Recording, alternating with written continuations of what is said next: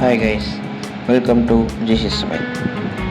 So இன்றைக்கி நம்ம என்ன பார்க்க போகிறோம்னா ராகி பக்கோடா எப்படி செய்கிறது தான் பார்க்க போகிறோம். இது நல்ல ஒரு ஈவினிங் டைம் ஸ்நாக்ஸாக கூட நம்ம சாப்பிட்லாம். ஓகே, எப்படி செய்கிறதுன்னு பார்ப்போமா. அதுக்கு நான் வந்து 1 கப் ராகி மாவு எடுத்திருக்கேன். அது கூட உங்களுக்கு தேவையான அளவு உப்பு சேர்த்துக்கோங்க. சேர்த்துட்டு சின்னதாக பெரிய வெங்காயத்தை வெட்டி சேர்த்துக்கோங்க. அதே மாதிரி சின்னதாக பச்சை மிளகாய் அப்புறம் மல்லி ரெண்டும் சேர்த்துட்டு ஒரு 1/2 கப் பொட்டுக்கடலை சேர்த்துக்கோங்க. சேர்த்துட்டு தண்ணி 1 கப் அளவு ஊற்றி நம்ம பிசைய ஆரம்பிச்சிடலாம். ரொம்ப பிசையாதீங்க, ஒரு மாதிரி குழஞ்ச மாதிரி இருக்கக்கூடாது. பார்த்திங்கன்னா கெட்டி பதமாக இருக்கணும், அந்த மாதிரி நீங்கள் பிசையணும். ஸோ இந்த பதத்துக்கு நீங்கள் பிசைஞ்சாலே போதும். இந்த மாதிரி பதத்துக்கு பிசைஞ்ச உடனே நம்ம அடுப்பில் ஒரு பேன் வச்சு அதில் எண்ணெய் ஊற்றிக்கோங்க.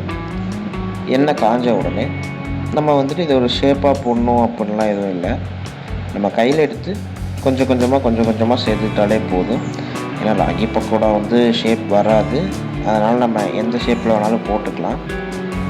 நல்லாவே எண்ணெயில் போட்டு பொரிக்க விடுங்க.